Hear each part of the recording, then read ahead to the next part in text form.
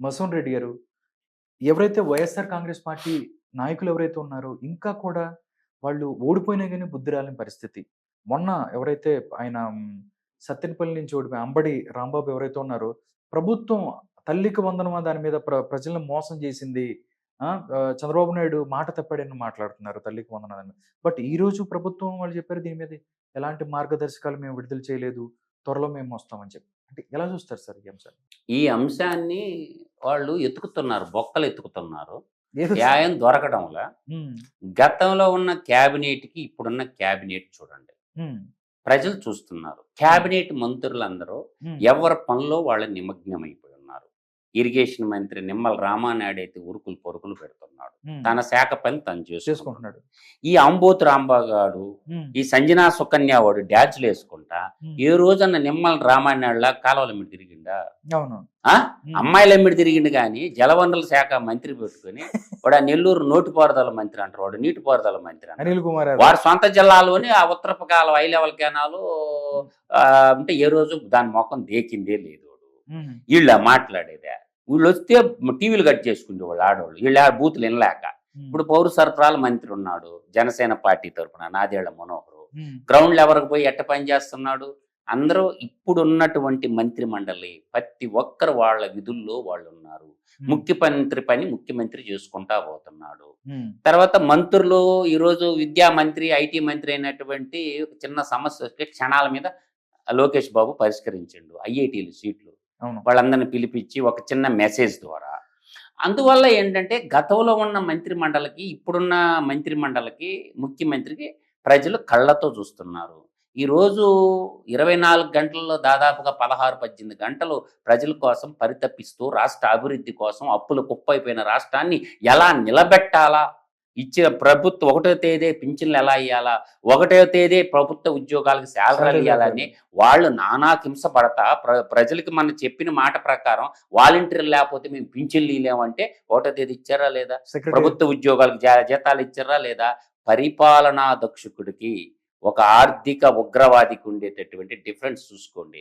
అందుకనే అందులో కొత్తగా ఎందుకు 30 రోజులు కాల, ఒక 6 నెలలు మీ పనులు చూసుకోండిరా, లేదా ఒక సంవత్సరం వదిలేయండి, ఒక సంవత్సరం తర్వాత మాట్లాడండి. వాళ్ళు ఏం చేస్తారు? Wait and see. ఇప్పుడు అమ్మ ఒడి పథకం తీసుకున్నాము. నా దృష్టిలో నేను ఇప్పుడే చెప్తున్నాను, సంక్షేమ పథకాలన్నీ సంక్షోభానికి దారితీస్తాయని మేము ఎప్పటి నుంచో చెప్తున్నాం. అది ఎవరు చేసినా, తెలుగుదేశం గవర్నమెంట్ చేసినా, any kind of government Radhakrishna గారు, సంక్షేమ పథకాలన్నీ సంక్షోభానికి దారితీస్తాయి. సంక్షేమం దేనికి ఉండాలా అంటే 5. ఈ 5 రంగాలు సంక్షేమం అంటే 5. ద పాయింట్ 1 తాగునీరు, సాగునీరు, అది కంప్లీట్ అయిపోవాలి. అందరికి అన్నం కావాలి కాబట్టి, పొద్దున్న లేసి నీళ్లు కావాలి కాబట్టి త్రాగునీరు, సాగునీరు మీద ఫస్ట్ ఫోకస్ చేయాలి. ద సెకండ్ వన్ వచ్చేసరికి విద్యా వైద్యం. విద్యా వైద్యం అనేది రెండు కూడా నా పాయింట్ ఆఫ్ వ్యూ ఏంటంటే, ప్రభుత్వమే ఇంటిగ్రేటెడ్ హాస్టల్ కట్టి పిల్లలకు అందరికీ 3 పూట్ల భోజనం పెట్టాలి. ఎల్కేజీ నుంచి పీజీ దాకా పిల్లల్ని చదివించండి. పిల్లలకి డబ్బులు ఇచ్చేసి తల్లిదండ్రులకు మేము డబ్బులు ఇస్తాము అన్న కాడనే బ్రహ్మ పదార్థం కాదు డబ్బులు ఇవ్వడం అంటే. డబ్బులు ఇస్తే పిల్లల్ని బడికి పంపిస్తారా? అందువల్ల ఏంటంటే 75% అటెండెన్స్ ఉన్న వాళ్ళకి మాత్రమే అమ్మఒడి వర్తిస్తుంది. పిల్లోడు ఈ రోజు నుంచి జనవరిలో ఇస్తారండి అమ్మఒడి. ఇప్పుడు ఇవ్వాల్సిన అవసరం లేదు. పిల్లల్ని బడికి పంపిస్తా ఉంటే జనవరిలో ఇస్తారు అమ్మఒడి పథకం. నష్టం ఏంటి? ఇప్పుడు అప్పటికి 75% అటెండెన్స్ వస్తుంది. పిల్లలకి అందరికీ సెటరేట్ అయిపోయి జనవరిలో లేదంటే ఫిబ్రవరిలో, జనవరిలో సంక్రాంతి పండుగ అప్పటికి ఇస్తే సంతోషంగా బ్రహ్మాండంగా ఉంటారు, పండగ చేసుకుంటారు. నేను అనేది ఏంటంటే, విద్య వ్యాపారాత్మకం అయిపోయిన తర్వాత ఇవాళ ప్రైవేట్ స్కూళ్ళల్లో పుస్తకాలు అమ్ముతారు, షూ అమ్ముతున్నారు, ఫీజులు గవర్నమెంట్ నిరోధించడం లేదు, వాళ్ళు పడే బాధలు వర్ణాతీతంగా ఉంది. 25% పబ్లిక్ సీట్లు ఇవ్వాలండి పేద పిల్లలకి. ఎక్కడ ఇంప్లిమెంటేషన్ కావటం లేదుగా విద్యాశాఖలో. యాజ్ పర్ 2009 విద్యా హక్కు చట్టం ప్రకారము ప్రతి ప్రైవేటు పాఠశాలలో 25% సీట్లు పేద ప్రజలకి కేటాయించాలి. అదే విధంగా ఫీజులు కూడా ఏం చేయాలా? ప్రభుత్వమే నిర్ణయించాలి. 1వ తరగతి కింద, 2nd క్లాస్ కింద, థర్డ్ క్లాస్ కింద అట్లా ఇంటర్మీడియట్ దాకా ఫీజులు కూడా నిర్ణయించాల్సిన బాధ్యత ప్రభుత్వం ఉన్నది. కానీ డిఈఓలు, డిస్ట్రిక్ట్ ఎడ్యుకేషన్ ఆఫీసర్లు ప్రైవేట్ స్కూళ్లతో మిలాఖత్ అయిపోయి వాళ్ళ దగ్గర లంచాలకు అలవాటు పడిపోయి ఏ స్కూల్లో నాకు చెప్పండి అండి, ఒక్క ప్రైవేట్ స్కూల్లో పోయి ఒక 25 మంది విద్యార్థులకి మేము ఫ్రీగా చదువు చెప్తున్నాం అని చెప్పి ఒక ప్రైవేట్ సంస్థను ముందుకు తీసుకురండి నాకు. అంటే ఇక్కడ ఏమైందంటే ప్రైవేట్ స్కూళ్ళలో లక్షల ఫీజులు వాళ్ళ ఇష్టారాజ్యంగా తీసుకుంటున్న మాట వాస్తవము. దాన్ని కూడా నిరోధించాల్సినటువంటి పరిస్థితి విద్యాశాఖ మంత్రి లోకేష్ బాబు గారి మీద ఉంది. స్పెషల్ ఎంక్వైరీ చేయాల. స్పెషల్ ఎంక్వైరీ చేసేస్తే పసిపిల్లల పక్క పిలిచి అడిగితే దేవుళ్ళతో సమానం అంటారు. వాళ్ళు అబద్ధాలు చెప్పరు. బాబు నువ్వు కట్టిన ఫీజు అంతా మీ అమ్మా నాన్నని స్కూల్లో అడిగితే చెప్పరు. నేరుగా ఇంటికి పోయి పేరెంట్స్ తో కూర్చొని ఒక విజిలెన్స్ ఎంక్వైరీ కమిటీ వేసి లోకేష్ బాబు గారు పేరెంట్స్ ఇళ్ళకి పోయి ఒక్కొక్క స్కూల్ అండి, జిల్లాకు ఒక school, main school CBSE syllabus తో ఉండేది తీసుకోండి, మీరు ఎంత ఫీజు మీ పిల్లలకి పుస్తకాలు ఎంత కట్టారో, బట్టలకు ఎంత కట్టారో, ఫీజు ఎంత కట్టారో ఇళ్ళకి పోయి కానీ విజిలెన్స్ ఎంక్వైరీ కానీ చేస్తే ఒక 10 మంది విద్యార్థులు తల్లిదండ్రులతో కానీ కూర్చుంటే లోకేష్ బాబు గారు స్పెషల్ టీం పెట్టి రాష్ట్రం అంతా ఇది పెద్ద భోగోత్తం కుంభకోణం అయ్యా విద్యాశాఖలో ఎవడికి నచ్చినా నచ్చకపోయినా నేను చెప్పగలను. తర్వాత నేను అనేది ఏంటంటే యువజన శ్రామిక రైతు పార్టీ వాళ్ళకి ఇంక పని బాట లేదు.